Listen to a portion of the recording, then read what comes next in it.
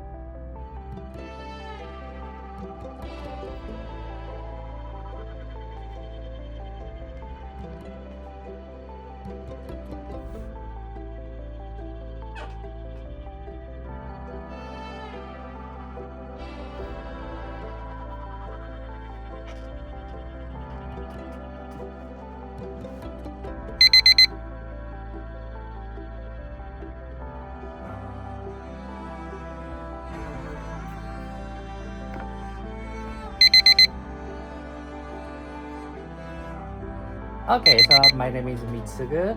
I'm 44 years old. For the video games, every day I went to Paris and I showcased.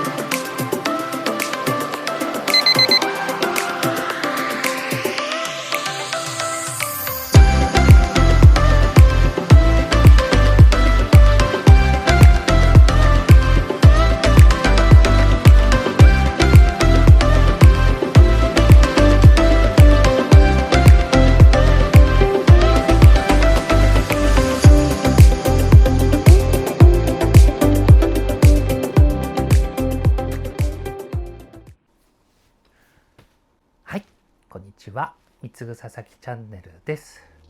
やっとですね、このスーパーボロボロコートが完成しました。こんな感じです。で、使った生地がですね、前にも、パート1でも紹介しました、日本の着物、あとはイタリアのコットン、アンティークのコットンと、あとはそうですね、粉袋っていうんですかね、漢字が書いてあった、確か西田商店だったかなの漢字の書いた、生地を使って縫い上げました。で、最初はですね2週間ぐらいかかると思ってたんですけど、実質7日間でしたね。実際は、2月の7日から制作始めて出来上がったのが2月18日になります。なのでそうですね、10日ちょっと11日かかりましたけど、でも実際縫ってる時間は、7日間になります。で、襟の形ですね、ここの部分も前は開いてる状態だったのを、閉じて、で襟の形を、スタンドカラーというんですかね、立てた感じにしております。で、あとボタンをですね、ちょっと動画の方でも載せたんですけど、一つずつボタンホールとか、あとはバランス見て古いボタンから選びました。一番上はですね、欠けてる、貝のボタン、シェルボタンを使用しております。で、ここの2番目のボタンはですね、シェルではないんですけど、昔の古い、多分コートとかに使われたボタンだと思います。で、3番目もシェルボタン、2番目は尿素ボタンかな、練りボタンと呼ばれる古いボタンですね。一番下もそうですね、古いボタンですけど、シェルボタンまで古くはないですね。っていう感じで、ちょっと1個だけ茶色を入れました。アクセントもあるんですけど、ところどころですね、実はシミとかがあるので、このシミと合わせた色合いにした感じですかね。真っ白だけよりもやっぱりちょっとこういうのがあることによって、このシミのもよく見えると思いました。糸はですね、全部、ちょっと太めの刺し子糸使用してるんですけど、全部白色にしております。あと袖の部分にちょっと緑のこれが入ってるんですけど、これは昔の粉袋に書いてあった会社のマークの一部になります。で、ここ結構ですね、このシミあるんですけど、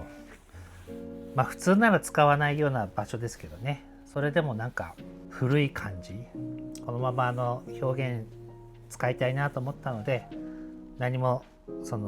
脱色とかそういうのはせずに使いました。これはですね、作り終わった後に2回洗ってます。で、ほとんどほつれもなかったので、追加で縫うことはなかったですかね。で、サイズがですね、これマネキン着てるのは女性の小さめのサイズかな、 M くらいなんですけど、ゆったりとした、リラックスできるシルエットになるんですけど、実は男性も着れるサイズになってます。私182センチ、182センチ、183センチぐらいなんですけど、意外と着れました。結構いいシルエットにもなるので、幅広い方にも着ていただけるかなと思います。あとはそうですね、ご購入された方がたくさん着ていくことによって、また色合いもですね、ちょっと変わってくるのかなとも思いますし、生地の表情も少しずつ変わっていくのかなと思います。ちょっとほつれが増えたりとか、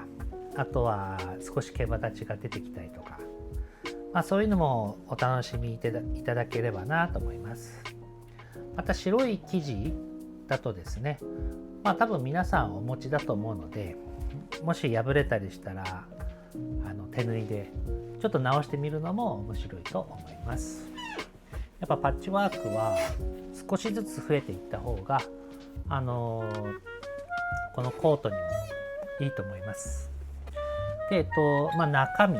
結構パッと見外見は白っぽく見えてるからあれですけど、内側はですね、多少ドイツのワークコートグレーっぽい水色の入ったグレーっぽいのであれですけど、このステッチがですねたくさん入ってます。本当に私の7日分の手縫いの軌跡が全部見えますので、よければ中もぜひね楽しんでいただければなと思います。いや結構ですね、生地も柔らかい素材だったので、かなり縫いやすかったですね。でこういう感じで、スーパーボロボロコレクション完成しました。